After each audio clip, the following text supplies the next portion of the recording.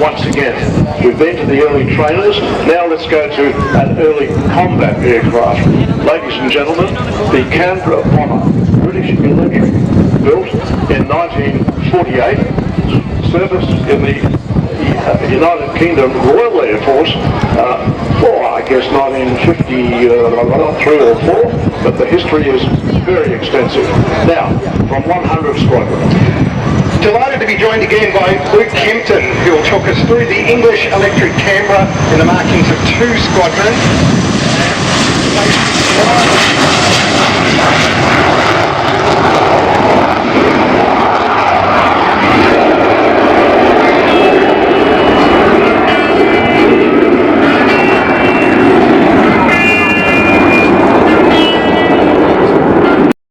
Well and truly in the revetments on the field. As you can get a whistle as it goes to the north of here, later on the sound of the engine with the wind pushing it through towards us on the crowd line. Luke, what roles did the Canberra serve?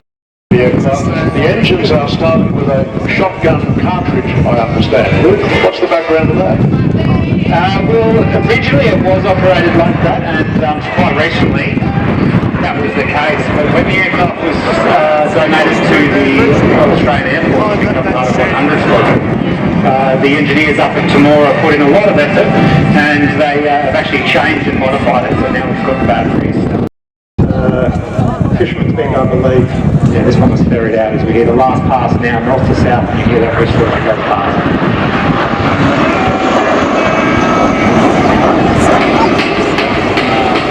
So we talk a lot about 6th generation aircraft, that is a 1st generation jet. 1972, Canberra, those who would like an interesting photograph of this magic Canberra Bomber, this is your opportunity as it lands on.